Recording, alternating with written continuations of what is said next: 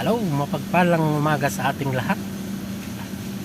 Unang araw ng linggo mga kabady, mga kapatid. Welcome sa aking vlog.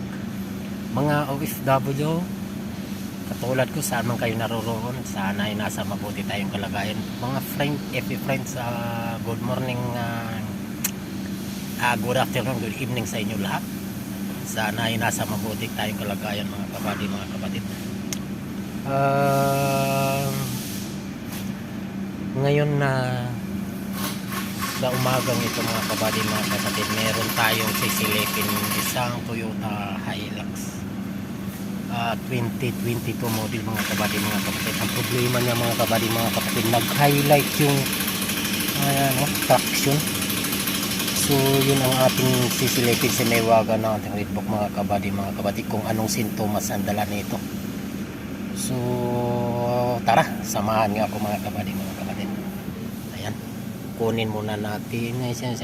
Please input the VIN vehicle identification number or the model on the nameplates model within 7 characters. So yung chassis na ito number, mga chassis number mga kabady, mga kapatid. Tara, tingnan natin.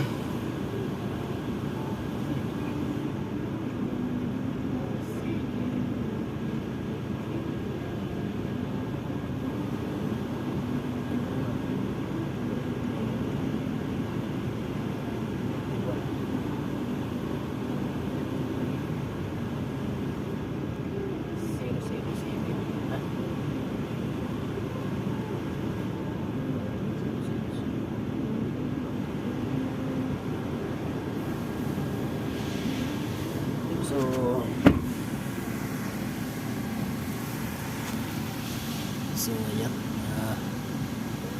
hanapin natin yung unit mga kabady, mga kapatid.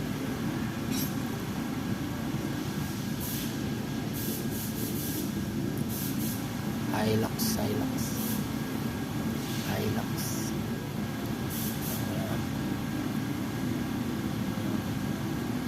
down tayo, ito Hilux. So Thailand made in Thailand ito. So 1126, try natin sa 125,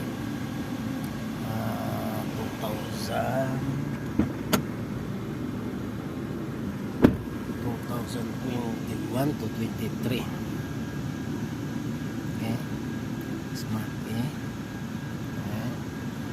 okay. So wait natin mag-loading mga kabady, mga kapatid.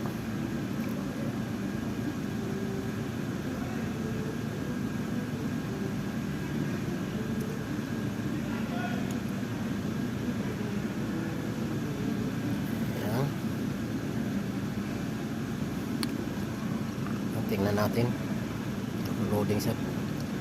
Tingnan na, hintayin natin yung mag 100% mga kabady, mga kapatid. So ngayon so far is red color na ang mga kabady, mga kapatid. Yung ABS brake control is normal naman.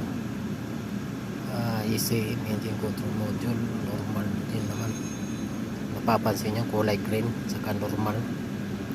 So ano kayang sintomas nito mga kabady, mga kapatid?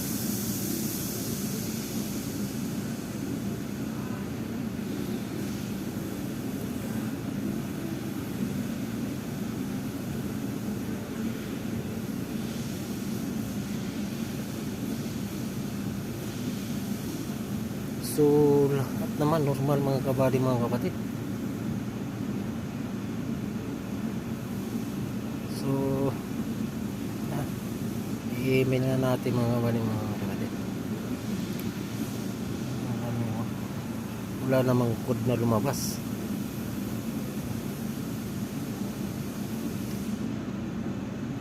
ganun.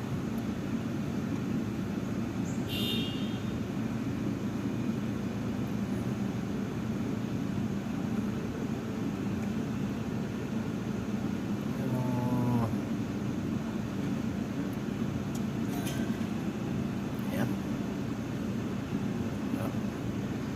Try nga natin ano itong ABS. No DTC. Sabihin no, walang code, walang problema mga kabady mga kapatid. Try nga natin itong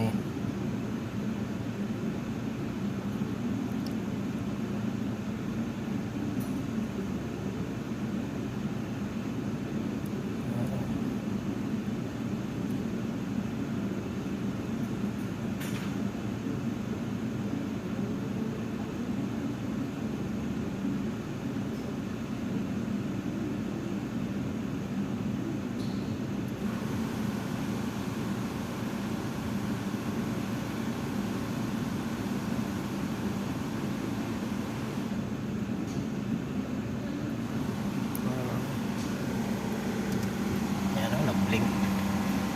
Ayan, blink siya.